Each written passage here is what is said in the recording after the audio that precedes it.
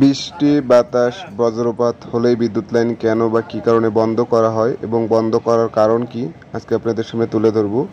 Hello viewers, আসসালামু আলাইকুম। জরুরি বিদ্যুৎ সেবা 24 ফেসবুক পেজে সবাইকে স্বাগতম। আশা করি সকলে ভালো আছেন। আলহামদুলিল্লাহ ভালো আছি।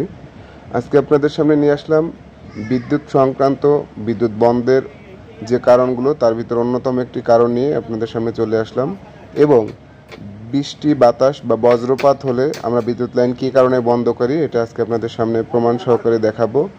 এই যে আপনারা দেখতে পাচ্ছেন, আমরা খুঁটির উপরে কাজ করতেছে এবং সিটি পিটি দুটোই নষ্ট হয়ে গেছে।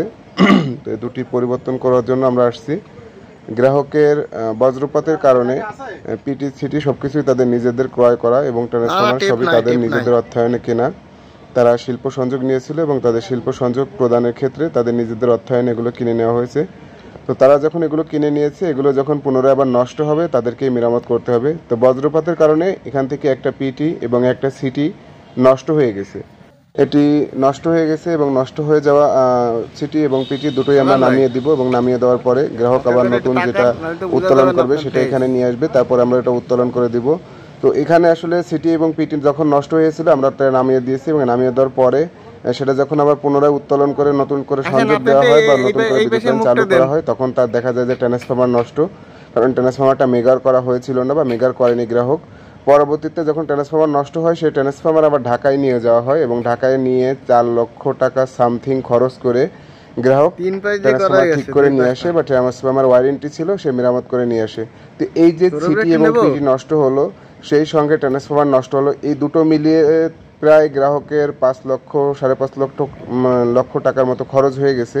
তো এইখানে যে গ্রাহকের 5 লক্ষ থেকে 5.5 লক্ষ টাকা খরচ গেল বা ড্যামেজ গেল, এটার মূল কারণ হচ্ছে বজ্রপাত। বজ্রপাত হলেই ইলেকট্রিক যে মালামালগুলো আছে, আমাদের ট্রান্সফরমার খুঁটি এবং ট্রান্সফরমারগুলো বেশিরভাগ নষ্ট হয় বা পুড়ে যায়। তার কারণ হচ্ছে ফাঁকা জায়গাতে বা বিলের ভিতরে বা বিদ্যুতের খুঁটিগুলো লম্বা থাকার কারণে বজ্রপাতগুলো বেশিরভাগই খুঁটির উপরে পড়ে। বজ্রপাতের কারণে যেমন ইলেকট্রিক মালামালগুলো নষ্ট হয়, তেমনি আর্থিক দিক দিয়ে অফিস এবং গ্রাহক প্রচুর পরিমাণে ক্ষতিগ্রস্ত হয়। কারণেই আমরা বিদ্যুৎটা বন্ধ করে রাখি ওই সময়। তবে কিছু কিছু সময় হঠাৎ করেই বজ্র বৃষ্টি হয়, যে কারণে আসলে আমরা ওইভাবে সতর্ক থাকতে পারি না বা হঠাৎ করে বজ্র বৃষ্টি হলে সেটার কোনো পূর্বাভাসও পাওয়া যায় না। তার জন্য বিদ্যুৎ লাইনটা বন্ধ করার ওইভাবে সুযোগ পাওয়া যায় না, যার কারণে বিভিন্ন জায়গায় এ ধরনের দুর্ঘটনা ঘটে। তারই প্রেক্ষিতে এই গ্রাহকের সিটি এবং পিটি দুটো নষ্ট হয়েছে, সঙ্গে ট্রান্সফরমারও নষ্ট হয়েছে। পূর্বাভাস না পেয়ে বিদ্যুৎ লাইন বন্ধ করার সুযোগ না পাওয়ার কারণে এটা হয়েছে। তো এই মুহূর্তে যারা আমার ভিডিওটি দেখতেছেন সকলের উদ্দেশ্যে বলতে চাই, জরুরি বিদ্যুৎ সেবা 24 ফেসবুক পেজে সবসময় সচেতনতামূলক, গ্রাহকদের সেবামূলক, পরামর্শমূলক ভিডিও আপলোড করা হয়, যেগুলো আপনাদের প্রয়োজনে আসবে বা কাজে আসবে। সুতরাং আমাদের ভিডিওগুলো ভালো লাগলে অবশ্যই লাইক, কমেন্ট, শেয়ার করবেন। ধন্যবাদ সবাইকে।